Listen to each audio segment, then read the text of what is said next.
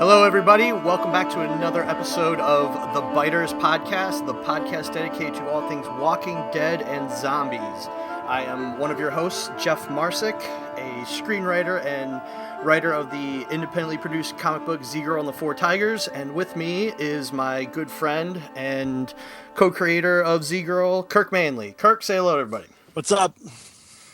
So, we're here to discuss this week's episode, the 5th episode of the season. Man, this season's just flying by. It really is. It really is fine.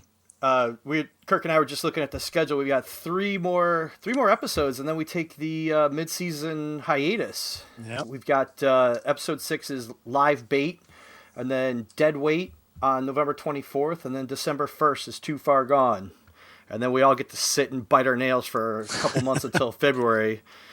Talk about what we think is going to happen or what's not going to happen. Yeah, so... Internment. Internment. So this was an intense episode. Yeah. I mean, the title it really was perfect. I mean, you felt like the poor guy, Herschel, was in a tomb. Oh, my gosh. So we'll get to the episode in a second. One thing I wanted to bring up beforehand was people who listen to this podcast know I'm a big numbers geek and I love talking about the ratings of shows and stuff. And it's mind-boggling to me just how big The Walking Dead is.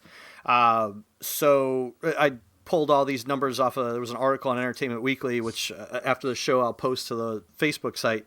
But they talk about how we know Walking Dead is a big show. We know ratings are big. Well, just how big are those? Okay.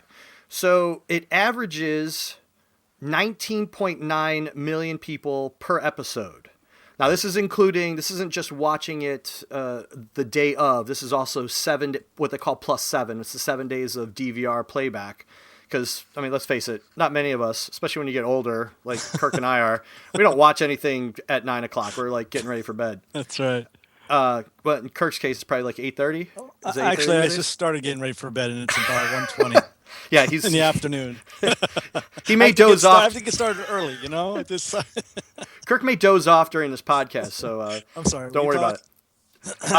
So what they say in the article is that the key demographic is the 18 to 49. That that's what all the advertisers. That's what they're marketing to. Let me interrupt for just a minute. Are you saying that the average, meaning of the first 5 episodes, they've averaged it? Yes, when you also include the +7, the 7 days of playback. Yeah, the average is 19.9, which is okay. So it's huge. So what does that come second to? Pretty much nothing. It is as the zombie apocalypse should. Oh my gosh! You know what I mean?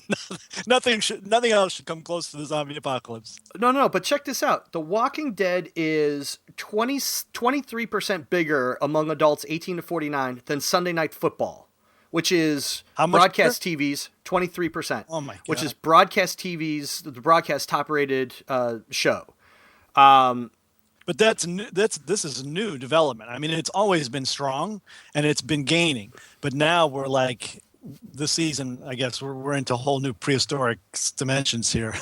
Yeah, it's basically just setting the average, the most recent average rating that they said for what episode was it?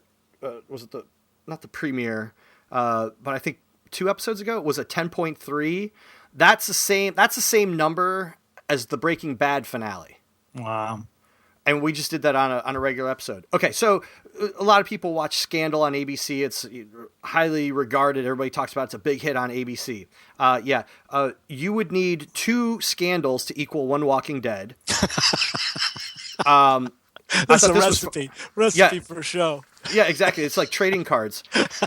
You can fit about 9 episodes of the CW's Arrow, The Daily Show, TNT's Franklin and Bash, or Boardwalk Empire inside The Walking Dead. Oh my gosh. This is going to hurt you, I know, Kirk, but 51 episodes of Fox News' Hannity would fit into The Walking Dead.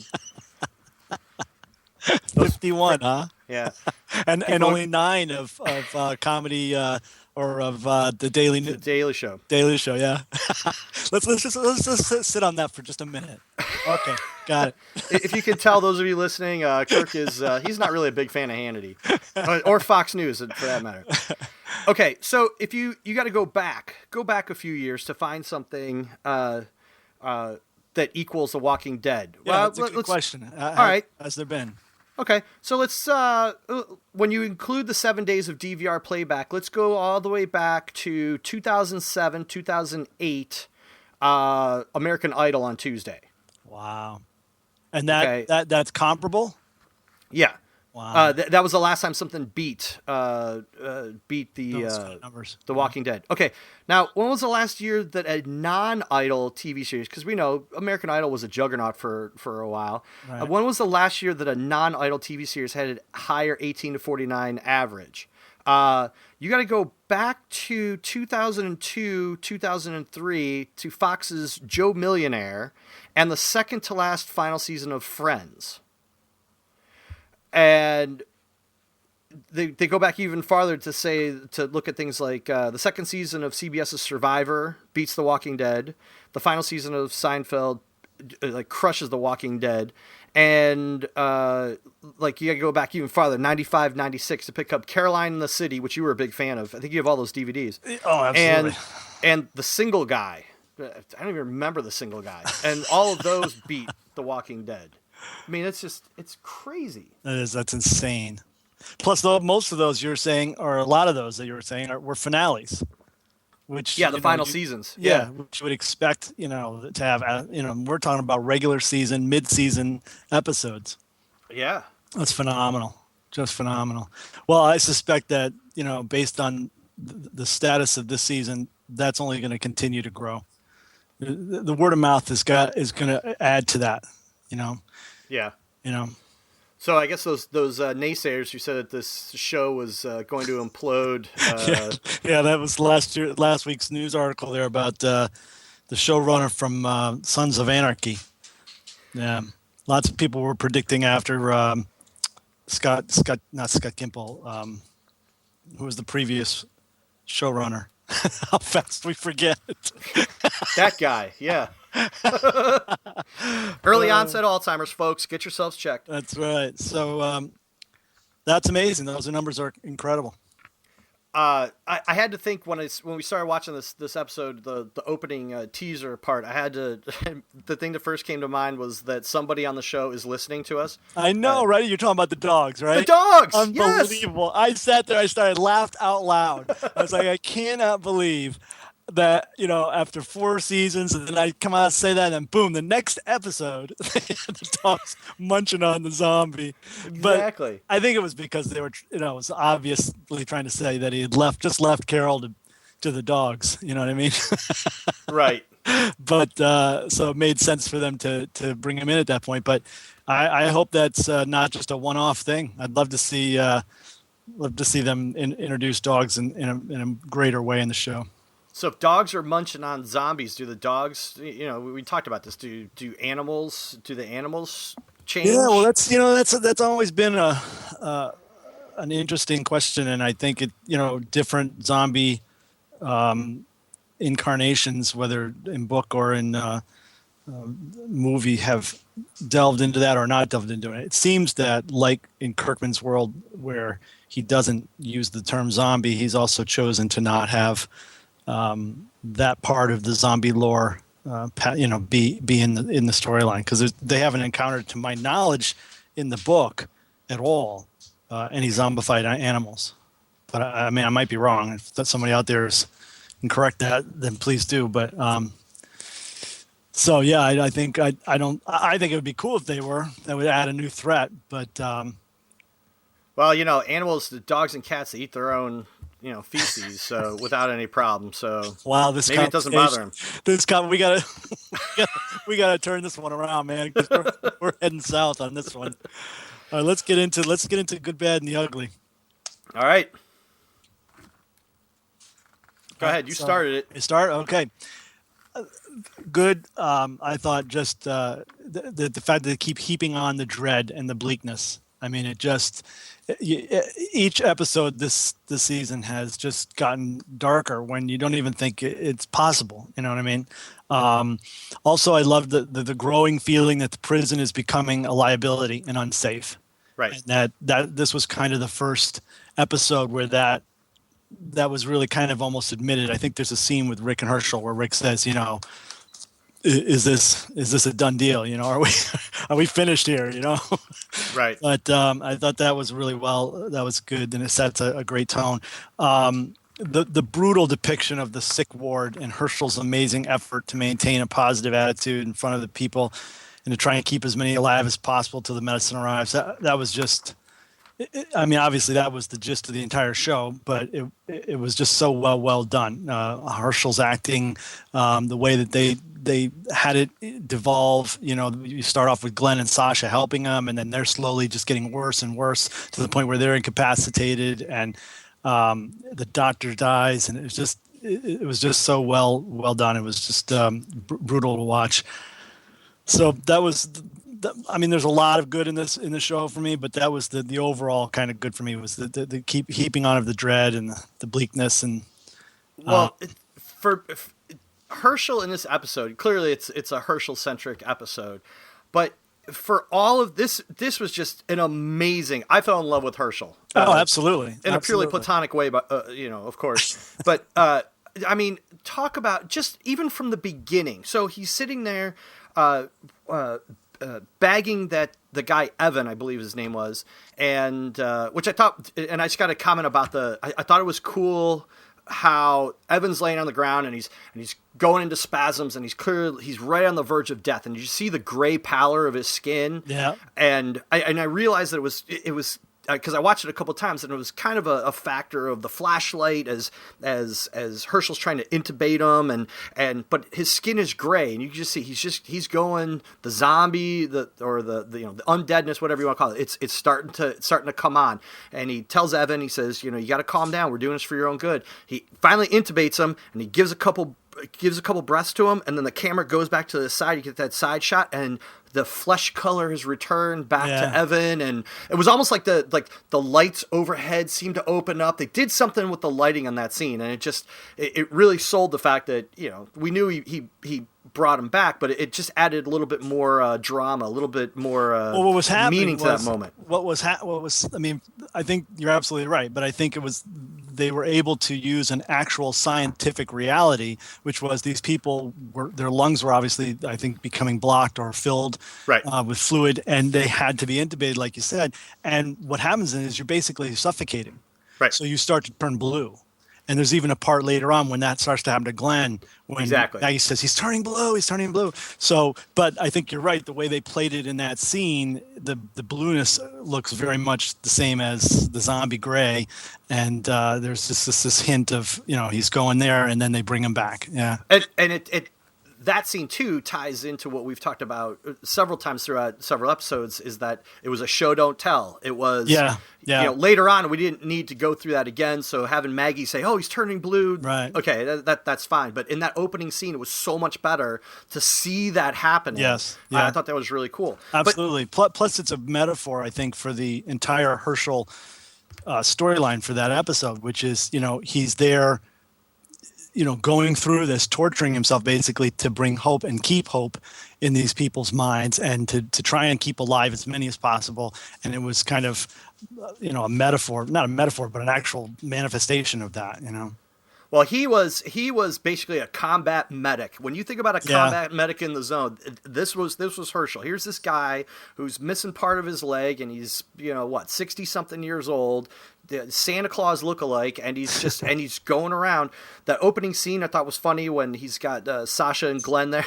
He says, you know, when he talks about the council, and Sasha's just like, well, you know, we're too short. And he's like, well, I think we need to institute some rules, like, you know, Spaghetti Tuesday and Wednesday. Spaghetti Tuesday is now going to be on Wednesday. Yeah. And they're just kind of looking at him like, dude, we got a guy here that we're just saying, we're all dying, and you're cracking jokes? Loved it. Thought it was great. Yep. And the thing about, when someone would die, right? And so that first person that they come across that dies, and Glenn pulls out his knife, and he's going to stick him, and Herschel waves him off. No. let's put him on the cart and take him out. And I thought that was great, because you've got this entire ward of people who are hopeless, right?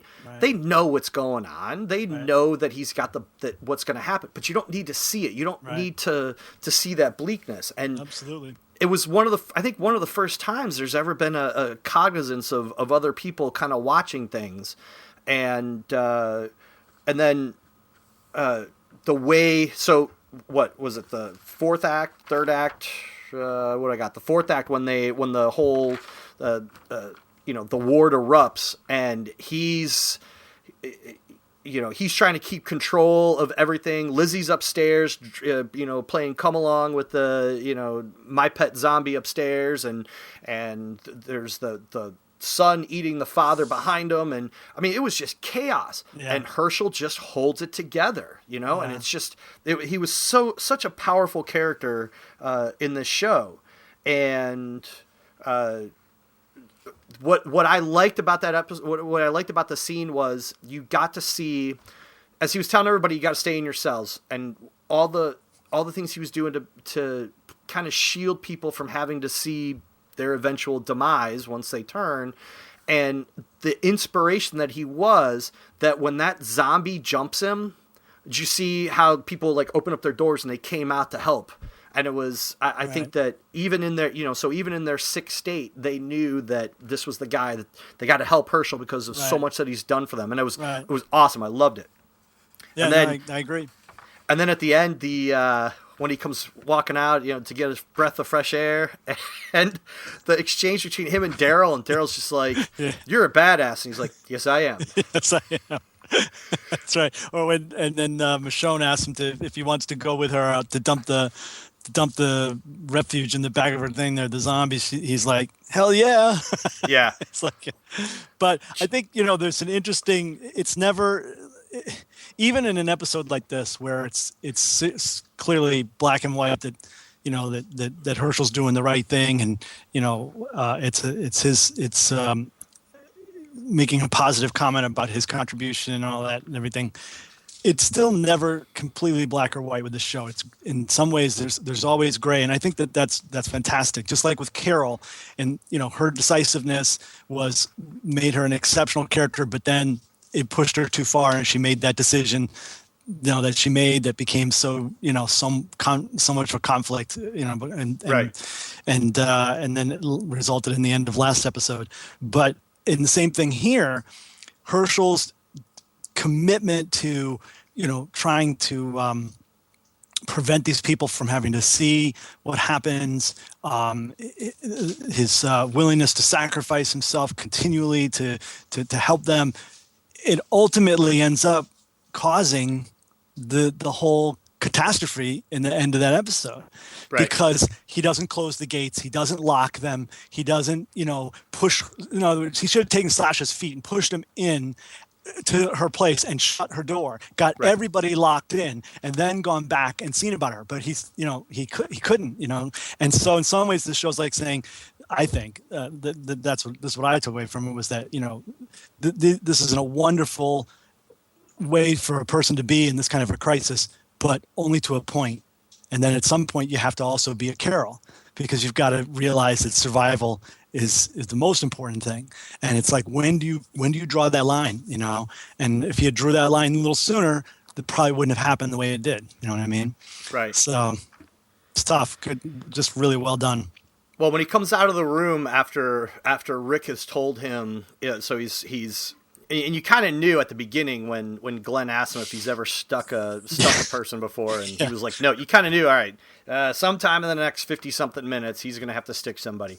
But when he's in the room, and I thought that was a really good scene too, where it wasn't just, he just wasn't callous about it, even though he knew what had to be done, and he kind of ends up pulling a sheet over the guy's head, and then basically staking him.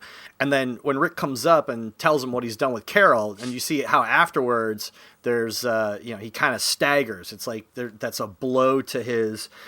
Remember the conversation he had with Rick in there about how. What's your read on that? Because I have an opinion on that scene, which we don't get to see actually.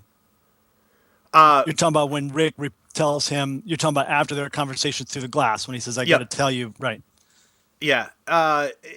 It's one of those where the conversation is Herschel's a man of faith. Always carries the Bible with him, and he's always finding that support, that strength in that. And we hear that in the conversation where he's basically saying, "Well, why do you think we're going through this? There's got to be a reason for why we're going through this. There's a plan," he says.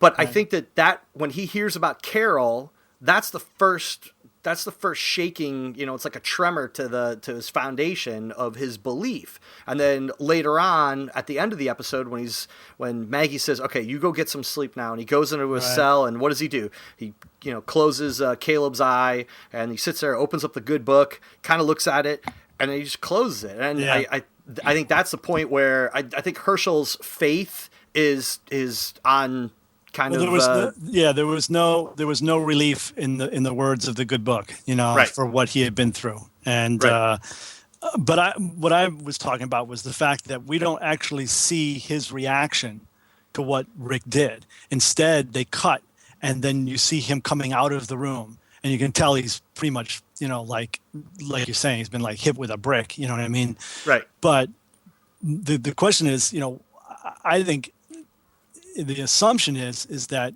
he's on board, but I don't think so. You know what I mean? I think probably, unlike, see, they kind of like, first they had him tell Maggie, and she like took a second, but then she was pretty much, well, you did what you had to do, you did the right thing. Right. But then Herschel, they don't show us what his reaction is until you see him flabbergasted after, one, and then two, when Daryl approaches him and says, "Where's Carol?" And he says, "You have to see Rick about that." There was like a little bit of disdain in that voice. And I may be reading into it, but it seemed to me. I think he disagreed with what Rick did. I think he probably felt you should have brought her back and told everybody, and then had the council decide what should be done. Which I think is a total Herschel thing to do. I agree. I think that's what should have done. But remember, he also tells Daryl, when Daryl asks about her, and he says, "She's okay. But you got to ask Rick about it. You got to talk to Rick about it." Right. So I think that I think that you might be right, but my read on it was that he trusts Rick, and even though it might not be something that he's with, there's always been that level of trust that he's had with Rick for making decisions. Yeah. And I think he believes that, what, she is going to be okay, and Rick made this decision, and I'll stand by it. But you bring up an interesting point. It would be, that's the lost scene that I think I'd like to see how that went down. Let's talk about that. They're really using that whole. I mean, when that episode ended last week, the first thing I said to myself, I think I mentioned it here, was, man, the conflict between him and Daryl is going to be unbelievable. And the confrontation is going to be. It has to be, right? So this week, he tells just Maggie. And then he tells Herschel, but we don't see Herschel's reaction. And then when he's going at the very end, he's coming out with chickens Carl. Out. And Carl says, you got to go see Daryl now. He's like, yeah. He's like, no, it'll wait. They're dragging it out. They're dragging it out. So now we got to wait another week. And my guess is, given what we saw at the very end, we're going to have to wait another week after that. Right. But next week Go ahead. Did you see one of the ads? AMC does these tender moments, these lifetime moments from shows. So did you see what one of them was? It was Daryl back at the farmhouse. Carol, right? Yeah, Daryl and Carol, when he was wounded, she kisses him on the forehead. Which I saw that and I was like, there's no way Daryl's going to be. Well, he says, I didn't do anything that Rick and Shane wouldn't have done, and she said, "I know," and she said, "And you're as good as them." Yeah.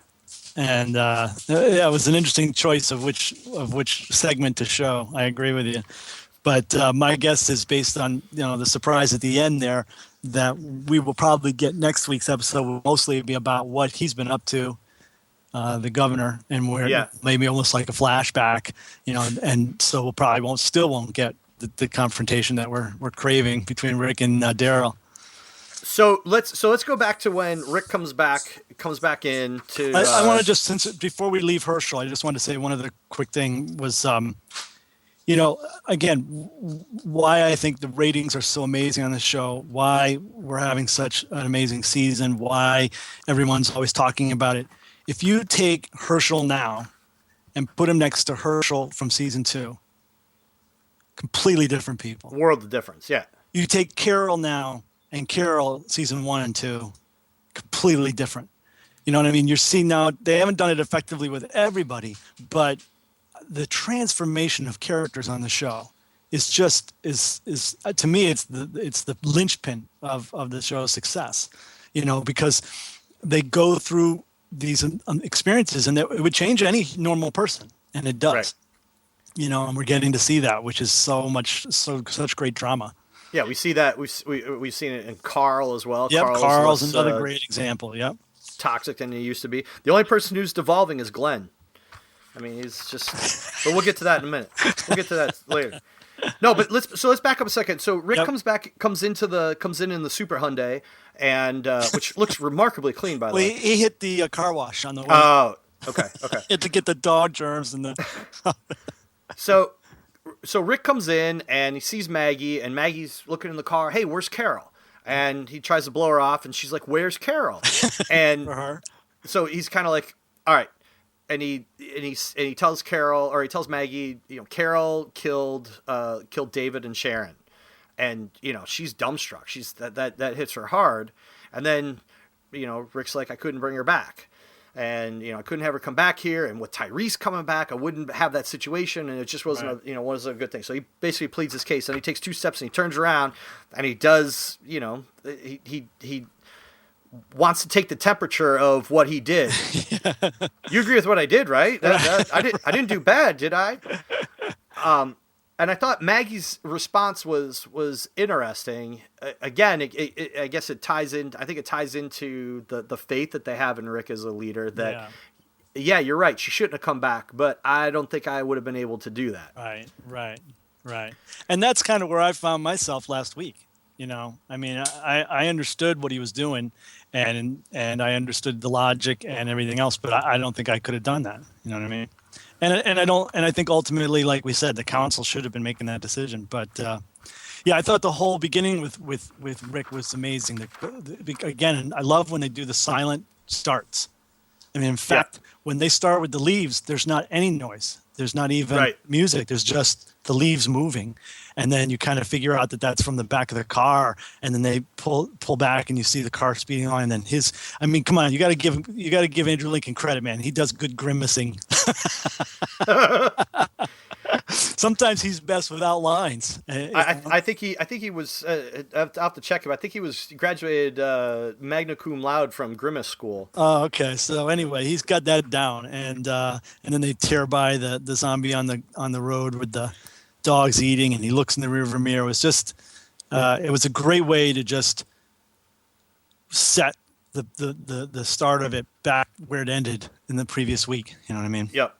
Yeah. And then we do a close in on Rick's face, which brings us to basically a quick cut to the prison where Herschel and Glenn and Sasha are working on Evan. One thing another thing that I liked about this episode was other than Maggie in body armor, who looks ridiculously hot. I want more of that. But I liked her. I thought she was a really strong. She was a really strong character in this episode. Like her, I've been liking her by herself. I like her with Glenn. I don't like, but we'll get into that. And but Rick and Carl, the development between the two of them this episode, fantastic, just fantastic. And again, more character growth. I mean, take their relationship last season or the season before, and then compare it with where they are, especially after this episode, but even from the beginning of the season. I mean, such development. I like I like that, Carl basically steps up instead of just internalizing everything. He steps up and says, you can't keep me from it. Right. And Rick says, what, keep you from what? And he says, well, what always happens? And then Rick walks away. No, but it's my job to try. Something that any father would probably do. But again, we've got Carl who wants to, he's about to be a man, so to speak, and he wants to prove his worth. One thing I thought was when Rick and Maggie were out, and they're bolstering the fence. The fence is starting to cave in. Didn't we have an absence of herd last episode? Yeah, we were talking about that. Yeah, well, they're back. But then I think we see why at the very end. So Rick and Maggie are out there. They're bolstering up the fence, and that's when the riot starts inside. Right. And they hear the gunshot. Hear a gunshot go off, and I thought what I thought was interesting was that instead of Rick, I think old Rick would have told Maggie, "You stay here," as a way to protect her. He's like, "You go, I'll stay here." And what's he do? He goes in, gets Carl, and pulls Carl out of harm's way to take him outside. Well, he takes him out of harm's way, but I think it also is, he's probably realizing that they have that he can't do. I think, in fact, he says he can't do it alone to her, right? Doesn't he? She says, "You can't do this alone." He's like, "I know, but don't worry about it. Go." And then he goes to get Carol. He says, to get Carl. He says, "I need your help. You got to come help me do this." So if the entire prison, if there's a problem inside, why don't the two of them go? Why don't the two of them go in? Well, I think because the situation on the fence was now desperate. Because if they both go in there and leave the fence could come down, and then they come back out and they've got they're surrounded with zombies. So they had to multitask. I don't give Rick that much credit.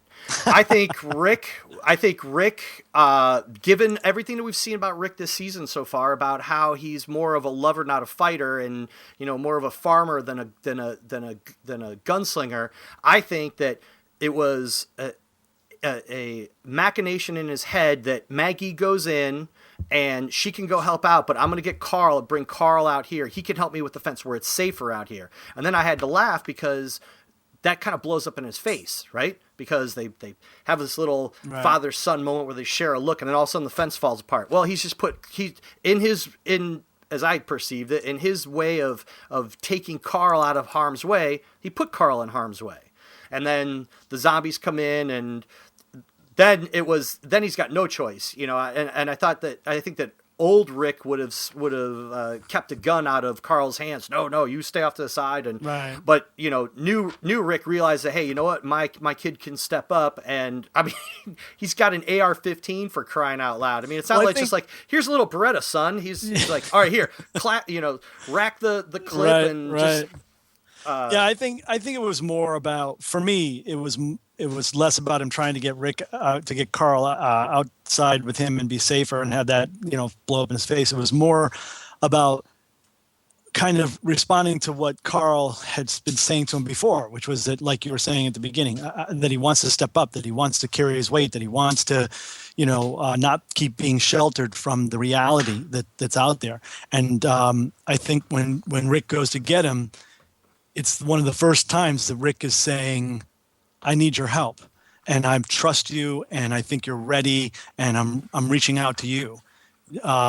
And I think that was a big part of the message within their relationship for that part of the show, because then, Carl basically shows him, when he takes control of the M16 and has no problem doing what he's got to do, that he's really grown up. And you can see it. There's one point where Rick turns to him and there's this look on his eye, and it's like, I think his ammo, they like toss the ammo back and forth to each other, and then he re-racks it and he goes right back to it. And you could see that in his eyes, Rick was like, wow, this kid has grown up, he really, he does have it together, and I'm proud of him, and that's what I think it was more about for me. Now, speaking of growing up, what about Lizzie? So we've got Glenn, who he's with Evan. Evan dies, and Glenn goes to call for help, and all of a sudden he's coughing his lungs, coughing up blood. Yeah, and next thing you know, there's Lizzie with Tom Sawyer in her hand, and she's like, "Come here," and Evan comes shuffling. Which was really freaking smart. She's brilliant. Yeah, I thought that was brilliant. Great. Except she had no end plan. she had a good game plan, except for the end.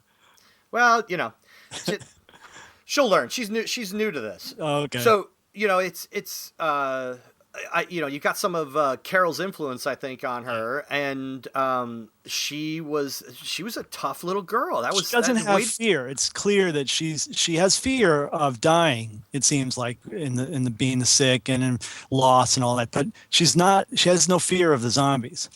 Right. which is kind of interesting because I think that everyone's interpreting that as that she's a psycho and that she's gonna be a homicidal killer, and that she may be represent the twins in the comic, which one of them goes that way, and then Carl has to take care of it. But I don't know. They may also be just saying that children raised in this world will have a different opinion and feeling about zombies than people who are, adults and then brought into this nightmare. You know what I mean? Sure. I mean, if that's the norm that you're born into, if that's the norm that you don't know any different. So right. So I thought that was I thought that was a cool scene with her. Yeah. Plus, I don't want to jump ahead to the zombie of the week, but he was my zombie of the week because, man, I tell you, you don't want to jump ahead, but you'll jump ahead anyway. Yeah, because I kind of blew it and did. But that bag on his face, just made him. I mean, even though it actually made him less lethal, it just looked horrifying. You know what I mean? Yeah. It's just very, very scary image. Well, that whole scene, I mentioned his name last week, and I know there's a song that you posted on the Facebook site. You posted Ben Howard's "Oats on the Water," which was awesome. Was a great song. But Bear McCreary's soundtrack, the music for this episode, all the episodes he's been doing. Yeah, this whole season he's been really top notch. He's like the Michael Giacchino of who did Lost. He's basically carved that just great, even all the way to the end that we haven't talked about. Just that screech of violins that just ratchets up, and something big and bad is waiting around the corner. Right. But it really just helped heighten that whole scene in the when the zombies attack in the prison. And I tell you the juxtaposition of the two crises, and their evolution through the whole, how they it was like a slow burn on both. It was like two big sticks of dynamite, and then they both had fuses going, and they just kept getting closer and closer, with the fence on the outside and the internment situation on the inside.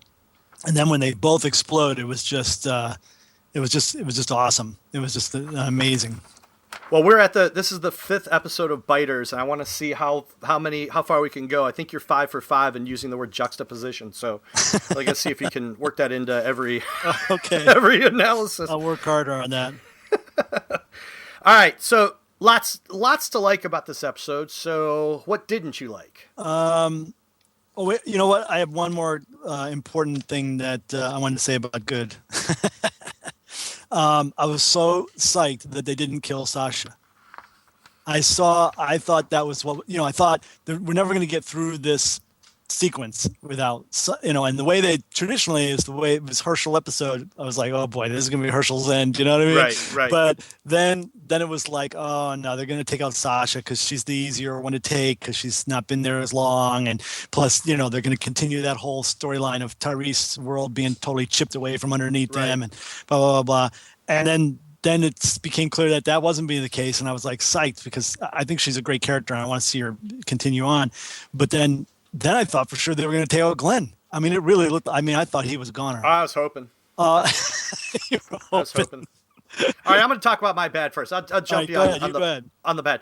Glenn, he's easily the bad of this episode. I think I've written the notes I took during the episode. I think I wrote I don't know 3 or 4 times that I just don't like him. I didn't write in those words. I used words that I probably shouldn't use on this. So, oh my gosh. I mean, if there's anybody who should be, that I want to be stepping up, it's him. And look, I get that this is a Herschel-centric episode. He did step up. He did step up in this episode. I mean, my God, he's right there helping him while he's puking out his guts practically to the very end. He's helping Herschel with all the victims and all the patients, and then he's doing the bag on the guy. And when he died, I mean, I think he was really trying his damnedest to help Herschel, as Sasha was. I mean, it was the heroes. They were the 3 of them were trying, and then the 2 of them just got wiped out. Glenn has done nothing for me this season. Glenn is this season's Carl for me. And he just doesn't do anything on this. My problems with Glenn started when they had him last season try to kind of take over once Rick was out of the picture because he had lost his mind, and oh right, and Daryl was captured by the governor, and it was like Glenn just started taking, and that just wasn't consistent with him.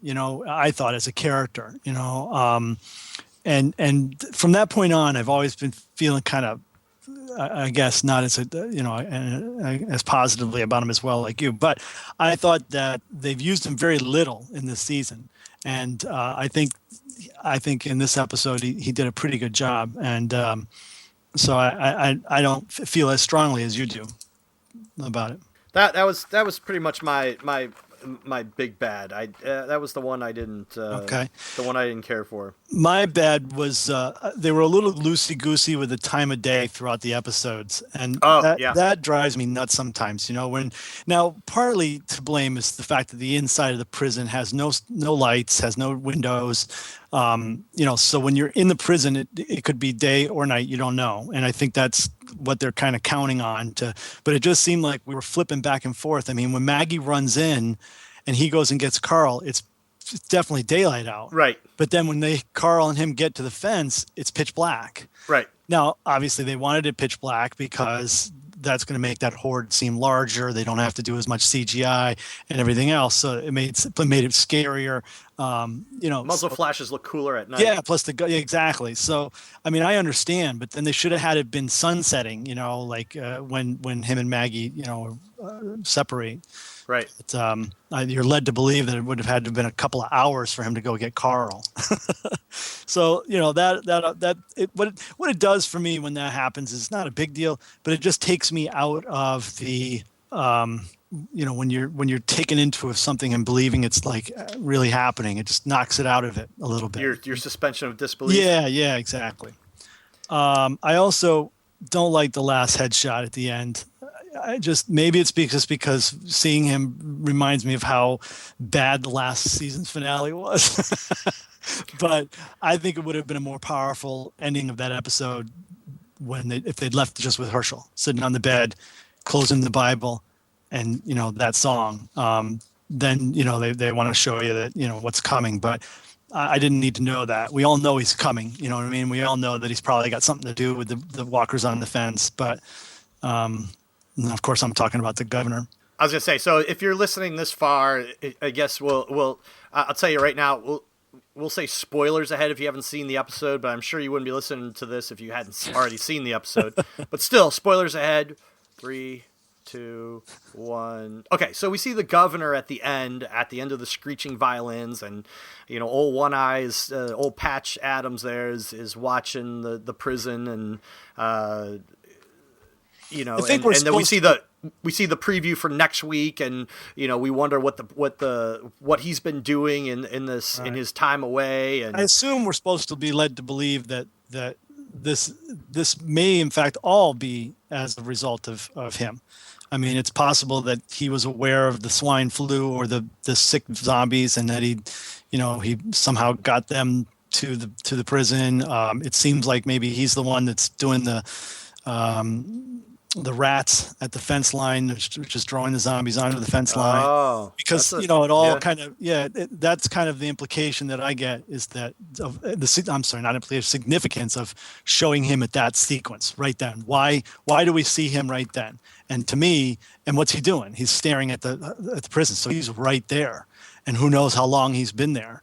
And to me, it's implied, he's watching his work. He's watching his work unfold. Well, it's strategic genius if you think about it. So if he sent infected people, if he sent people that he knew were infected, got them on the inside, and then if he's the one feeding rats to the zombies at the fence, or even helping bring more to the fence, he's probing the fence's defenses, and basically finding where are the weak spots here. I mean, it's genius. If he's behind it. Yeah, it is. I think that's what we're going to find out. But so when we see the preview for next week, clearly David Morrissey looks maniacal. I mean, I already have my zombie kill of the week for next week. When that zombie in the preview face plants in the fire. Plants into his fire, and he doesn't move. No. That's the best part. Is he's just standing there watching that thing come right up to him, and then just trip and go right face first into the fire. Oh Yeah. my God, that was too much. So it goes back to what we said at the beginning, that we're on episode 5 and the season just seems to be like trucking along. I was actually surprised that this episode, given that it was all Herschel centric and everything going on inside, that we got to the Carol. We brought the Carol thing up. It seems I feel like in seasons past we'd be another episode before we brought Carol up, but we're right into it and we're moving on. We're not waiting until the mid-season break in what's it, December 1st, I think we said, that mid-season break to bring the governor in. No, we're bringing him in now. So right. This stuff is moving. That there's such a momentum to the season that really, last week I think we both said it was a little bit of a slow episode, but man, they made up for it this week. Yeah. Well, they just keep piling it on, and it's like, you got the horde on the fence, and the fence is about to topple, and so that's impending, and then a week later, you've got the breakout of the infection inside the prison, and so now you got those two things sitting on top of them, and then that just gets worse and worse, and now that starts to resolve itself, and boom, you've got the governor there, so they definitely just keep upping the ante. I definitely it's funny because I go online and I go around the internet to see what some reactions are to the episode are, and like for me, my reaction seeing the governor was kind of like when we first saw Michonne, the first time you saw her standing there with the two zombies. I was like, oh, he's back, and again that we're seeing him now and not 3 episodes from now, because that's when I was expecting him. And it's funny that you see some people out there just kind of like, oh, groan, here's the governor, he's back. Well, of course he's back. I mean, it's an unresolved issue, and he's like the big bad. What did you expect? No, of course. We all knew he was coming back. But for me, it's just a reminder of the fact that they didn't resolve the season finale last year very well at all, in my opinion. But, it's all made up because it's all been made up in my mind because the season has just been so spectacular. Yeah. You know what I mean? And I think the other is that, and again, this is not really a spoiler because we don't know what's going to happen, but I'm guessing that the season finale, or not season out, that the mid-season finale will be, the climax that we didn't get in the end of last season. So that with the governor charging the prison and all that chaos. Okay. Anything else? Well, the ugly, usually we do good, bad, and ugly. Ugly we already talked about for me. That was the kick-ass dueling disasters, with the prison hordes on the outside hordes versus the inside virus outbreak. Just fantastic, just the way it was all done. Yeah, my ugly this week is a good ugly, and that was a good ugly. Yeah, when the zombies come in and they start pouring through the fence, and I was waiting for Rick to just come up with some MacGyver solution to shore up the fence, and the first thing goes through my mind is there's a finite number, at least now there is. You got to expend some ammo, and you got to wipe these guys out. Right. You got to take them all down in order to shore up your defenses, and that's what he and Carl do. And there wasn't any hesitation. It was just, here's a rifle. I gave his kid a rifle. How cool is that? Dad of the year right there. And then they start mowing down the zombies. And I just thought it was finally some good thinking on dealing with the zombies. So for me, that was good. A little father-son bonding there as well. But this season there really hasn't been anything that has felt like that's not realistic. You know what I mean? They haven't gotten themselves out of a situation with some unreal, hard to believe scenario. I mean, other than it's raining zombies, no. Yeah, it was a little tough, but it was so cool. It outweighed itself. But yeah, I mean, that fence was so precarious to begin with. It's been precarious for weeks now. It's about time those things, that big mass, just finally moves through. Hey, so again, this is, if you're not a fan of the comic book, it's kind of a spoiler, but when Rick's at the fence and the zombie grabs his leg, and then Maggie comes in and cuts the arm off. Did you think that? I immediately thought that it was like foreshadowing. Oh, of his hand. Yeah. But yeah, well, they've been playing around with that. Yeah, I think you're absolutely right. Because they show it, because there was like a close up of his hand. Was it a right hand or a left hand? I think because he lost his. I think he lost his right hand, isn't he, or is his left hand in the book? I don't remember, but I think it was a left hand on the zombie that got cut. I don't have an issue right here. So one other thing about imagery I wanted to bring up is when he and Carl go off into the, in the back 40, and they're looking at the beans they planted. Did you catch how the camera shows? First, we see the butt of Rick's gun holstered at his side, and then we see his hand with the beans that he opens, that he delicately opens up so that he and his son can sample. Right. A little, just a little reminder, I guess, that Rick can be lawman, and that it's possible for him to be. It seems to be the struggle for him this season, that he can only be one or the other, but yet this shows that he can be both. Right. Well, that he's finally kind of reconciled it. He's accepted that he's got to be both. He can't just be one or the other. No, absolutely, I agree. I just checked through a trade that I had sitting here, and it is his right hand. So okay. I know I'll have to look back. I'll have to rewatch that part and see, because that'll be interesting. Because there's been some talk, of whether they're going to do that or not. I know that Kirkman has said when he was interviewed, but this was a year or two ago, maybe even more, when the series first started. He was asked about that, and he said that he wishes that he had not done that in the comic book, or not done it as soon as he did, and so everybody was kind of like, oh well, they're probably never going to do that. Plus, what would they have to do? They'd have to do CGI or something, his hand out all the time. But that's not really unrealistic. I mean, no, the amount of CGI that they do every episode anyway, and so I wouldn't be surprised to see them do it. I mean, the governor did lose his eye, and so he's starting to look the part. Rick's got to lose his hand.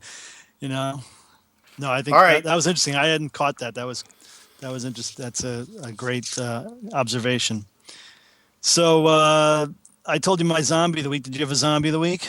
I have to agree with you. I think that was cool. The thing shuffling with the information. With the breathing bag. That was amazingly disgusting.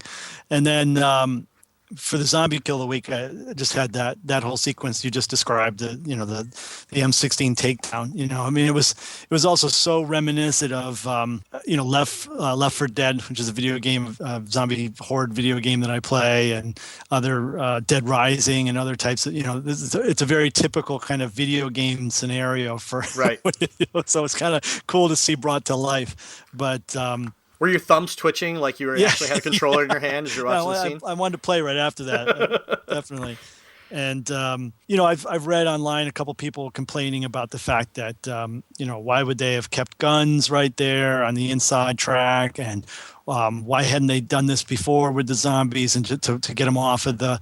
But to me, sure, there might be some things there that you could question or challenge, but for the most part, there's good answers for all that. I mean, if you had done that through the gates, through the fence, you would have hurt the fence.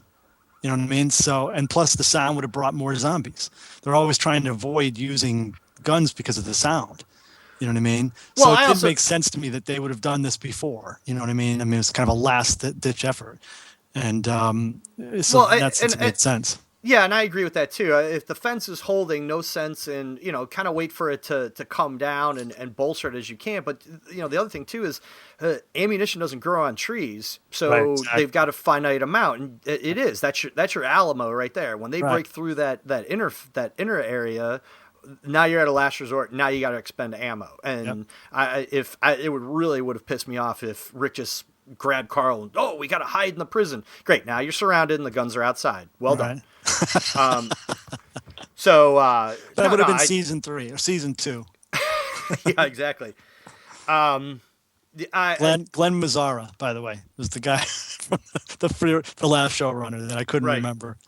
So I agree. I gotta agree with you. My my kill of the week has to be that entire sequence. It's tough to find, just one to kind of parse out from this episode because it was just too much stuff going on. But yeah, I gotta agree with you there. Man, I'll tell you, it was tragic when that girl comes out and pulls the sick woman comes out and pulls the zombie off of Herschel, and then the guy whose son comes out and bites his arm and he's got the pistol.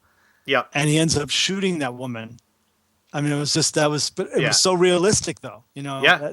Totally. That's very, very realistic, but very well, hard I'm glad you bring Dad up because he was my red shirt of the week.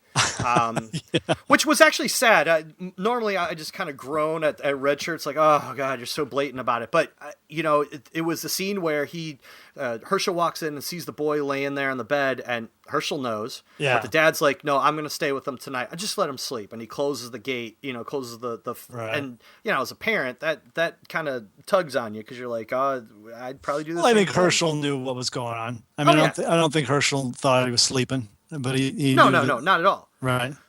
But it was, that was moments like that, tough moments between parents and children and stuff. Those are hard. And then, he loses his life to his son. That was tough. But yeah, he was still, he was my red shirt of the week. So that leaves that. So we just got next week. It's on, baby. Yeah, it's on. It's starting. It's definitely starting. My theory is that, or my guess is that we will get a episode that, if not completely, at least mostly, will be about what he's been up to, where he's been, what he's been doing, and maybe we'll find out for sure that he's, what he's been doing to the prison, but that it's been him that's been the source of their pain, but that's my guess. I don't know. What do you think? You think next week's going to be all about him? Probably, yeah. I think probably the majority of it because we got to figure out where he's been, what he's been doing. We'll probably see if he is behind some of the machinations behind the stuff that's been going on in the prison. We'll probably start to see some of that. And I want to know: is he all alone? Does he? Will next week be the episode where he hooks up with Carol? Do they cross paths? He can't be by himself, or maybe he is. And we saw that big horde by the veterinary college, right? So is he going to be? Is that his new army? We know that when we last saw him, he had at least the 2 guys with him that were kind of his right-hand guys through all of season 3. Right. Rodriguez, I think, is one of them, or I don't remember. He was in the comic too, but. So I assume they'll still be with him, but I don't know. And then we theorized last week about or a couple weeks ago that he might somehow manage to wrangle that horde or that herd from the animal hospital and bring him over there. I think that would be pretty wild. And then another projected or not projected, but possibility is that like you said, that he may in fact come across Carol. And Carol may end up fitting the bill in the comic book for what Tyrese did in the comic book with the beheading. Which would be again so horrible because here and again more of Rick's bad decisions, but here if that's what happens, his decision to leave her ends up not only killing her, but doing it the way that the governor does in front of them. And Daryl is just going to be, that's it, I'm done with you. You know what I mean? It's going to be so on between him and Rick. So it'll be really interesting to see what happens. I think that's gotta happen. She finds sanctuary with the governor, and he's going to turn around and bite her, and that's just another 1,000 pounds on Rick's conscience. No, it could be that they don't go that way just because everybody's expecting it to go that way. I could see them, switching it up, but I suspect that that's a really good possibility. Or she comes in and she helps save the day, and then therefore that could be. She redeems herself in Rick's eyes and gets brought back into the. And everybody says, "Oh, I'm sorry." And now let me see if I can remember from the comic book. What happens when the governor attacks the prison is that he does the whole thing with Tyrese, and isn't Michonne with him as well? Man, I don't know. I don't remember. I got to go back and read that. She escapes somehow, and starts taking out his people from behind him. But then she almost gets taken out, but she's saved by Andrea, who had left in the bus, and with not Daryl, but the old guy in the comic. Oh my gosh! Starts with a D. Dale. It's not Daryl. Dale. And I don't know if anybody else was with them, but definitely, I think the twins are with them, or they've got some of the kids or something like that. But then they circle around and come back. And then she's sitting up on top of that RV, and she's just picking off soldiers from the governor from behind. And that's when everything kind of just goes to shit in a hellstorm, for the governor. And they, yeah, you might be right. Maybe that's what happens. Maybe she does come back, and that's kind of how she redeems herself. Or maybe she hooks up after that with Daryl, and we get a split, because everybody goes in their own direction in the comic book. And maybe Daryl and Carol go off in one way, in one way, and Therese and Sasha and Glenn and Maggie go in another, or something. I don't know. But definitely Rick and Carl got to be on their own if they're going to follow the comic. Yeah. All right. Anything else about the episode? No, it was just another fantastic week. All right. Herschel gets character of the week, hands down, obviously. Easily. Yeah, easily. I mean, his performance was just one of those ones that, like, it made me want to be that kind of a person in a crisis. You know what I mean? It's like you're watching him, you're going, damn, I wish I could be like that if that were to happen, And that's a rare. So he did an amazing job. So. I like I like the two, how his personality was bookended on both sides of the episode. In the beginning when he's cracking a joke, and then at the end when, with Daryl you're a tough son of a bitch. Yes, I am. And then he's going out with Michonne. Yeah. So. Yeah, really good. All right, so any news items or anything zombie related? A couple of little news items. You posted on, and again, this is where if we're going to have any spoilery stuff, it would be in here. So if you're not interested in terms of the TV show, if you don't want any spoilage of the TV show, then I would recommend you turn off now. Turn off now and come back next week. That's right. But since we've made that declaration, and since anybody who's still listening is okay with it, I'm going to respond to something you said earlier that I didn't, because I didn't want to spoil people. But there are pictures online of some of the at least one of the two guys that left with him at the end of last season. With the governor. With the governor, right. So He's not completely alone. He's still working. There isn't a sense that he's with a larger group, but that definitely, at least that guy, if not both of those guys, is with them.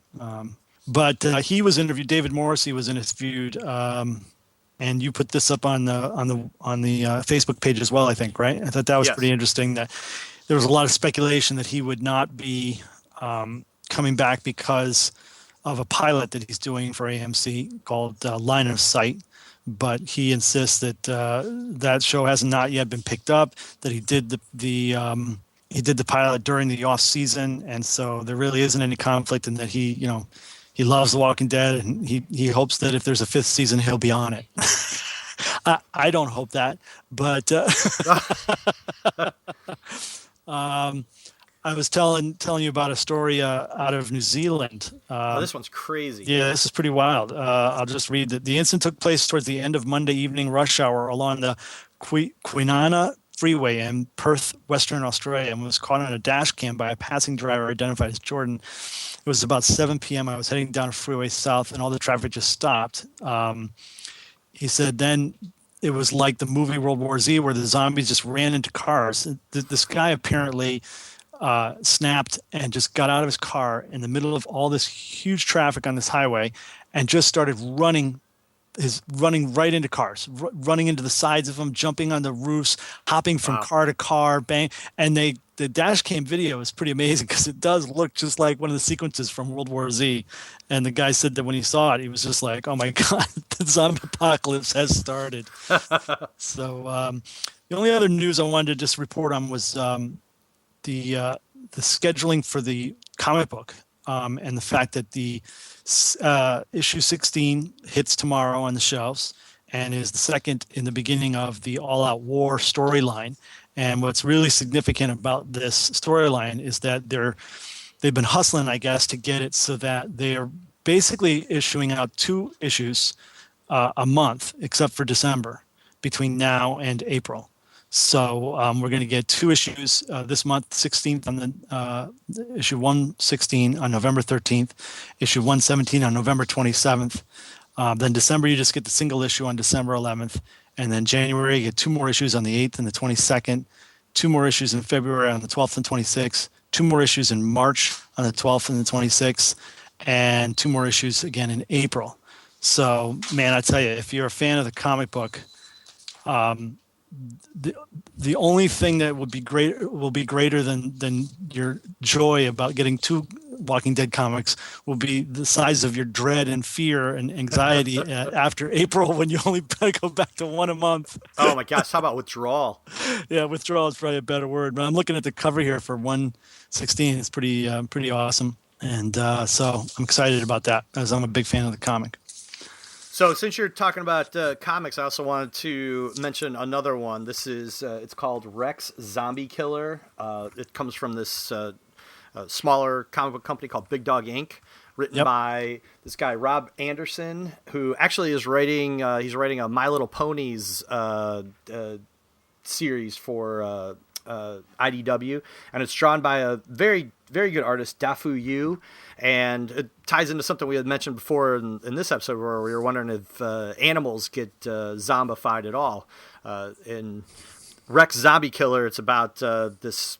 Think of it as the incredible journey where there's dogs and like a couple dogs. Rex is a Labrador Retriever, and a cat and a baseball bat wielding gorilla, and they're navigating the this landscape of the zombie apocalypse. But in this book, animals can turn into zombies. They can be zombified, and the zombies themselves have a taste for animals. So it's a pretty good comic. It's well drawn, and the first issue of this series came out last week. So, like I said, Rex Zombie Killer. Check it out from your local comic store. Well, we, both Jeff and I, as we said at the top, are co-creators of Z-Girl and the Four Tigers, and it's a comic book we do together about a sentient zombie warrior who leads a special ops team of ancient Chinese warrior spirits. And but one of the things we've talked about that we need to maybe consider for the next story arc is a dog for Z-Girl. Yeah, definitely want to get into that. I don't know if it'd be fun. a zombie. Maybe it should be a zombie dog. I don't know, but that would be cool.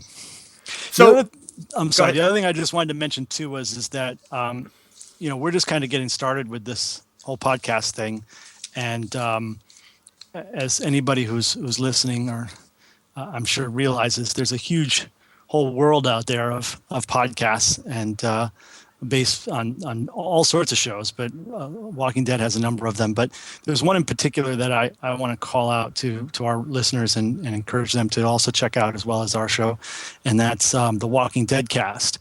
And anybody who's familiar with that, it's got 2 hosts, Jason and Karen, and they do an amazing job, and definitely were a big inspiration for me as to wanting to get involved in this kind of a project and do this myself, because they just they make, they're as much a part of my Walking Dead routine as Talking Dead after the show. It's like I watch the show on Sunday night, and then I usually on Monday watch Talking Dead when I've got some time or something, and then by Tuesday I listen to the Walking Dead cast. So that's kind of my routine for Walking Dead, because I love their analysis, and they have great insight, and they also have been doing it a while and have a huge following, and as a result have great access to the show. And do wonderful interviews. They've interviewed everybody from the show, many of them multiple times. And so, and in fact, Jeff and I will be guests on their show in probably in January, maybe February. And we will be there talking about everything Walking Dead, talking about Zeke a little bit, talking about zombies and comics in general, just having a blast. And, they've been very, very supportive and gracious about our getting on and doing something with them. So hopefully we can return the favor as well. Yeah, it should be a lot. It should be a lot of fun. Yep. And for those of you who love podcasts and hearing about shows and things like that, Southgate Media Group, who produces the Biters podcast you're listening to, also has a ton of other podcasts. I am a co-host on another one, the Disturbed podcast, which talks about American Horror Story on FX, and they've got a Doctor Who. What's the name? Cuckoo for Who. Cuckoo for Who. They've got a Doctor Who one. They've got a Marvel Agents of S.H.I.E.L.D. one. They've got a bunch of podcasts. So by all means, check out Southgate Media Group's website, and you can. I think they're all on iTunes as well. One of the things that Kirk and I always talk about as we go to wrap this episode up, one of the things we always talk about every episode is we want to hear from you, our listeners. You write in on the Facebook page what any questions or comments that you have, and we'll give you a shout out on the show and talk about what you want to hear, or give us your comments, leave feedback. On iTunes, rate our show on iTunes. That's how we get more visibility on iTunes. There's a number of people who say that they love us, and really, in all honesty, who doesn't? So, show your love. Yeah, absolutely. It's always great when people like things we post or when they make comments, and it's a big part of the show that we're anxious to expand and get more listener involvement. We'd love to work on. We need to get an email address set up. I think we've got one, but I don't remember what it is exactly. We have to check with Rob on that. But people could also might want to email if they're not a Facebook person, and then might even. I know other shows do a call-in. Where you can leave a message, that kind of a thing too. So, because everybody has different things that are easier for them in terms of being able to communicate. But we'd love to hear from you guys and give us some feedback. Yeah, and Kirk and I think that we're pretty smart, that we catch lots of things in shows. But if there's something that we miss, by all means, let us know, and we'll talk about it. So, on that note, thank everybody for listening to us. Enjoy the rest of the week, and we'll thank see you. Thank you, Walking Dead, for just being so freaking damn good. I have to come on here every week and be unhappy about it, but man, I'll tell you, it's just amazing. So that'll be a great episode. Thanks, Jeff. All right, thank you, Kirk, and we'll see everybody. Hopefully, we'll have everybody listening next week. Take care.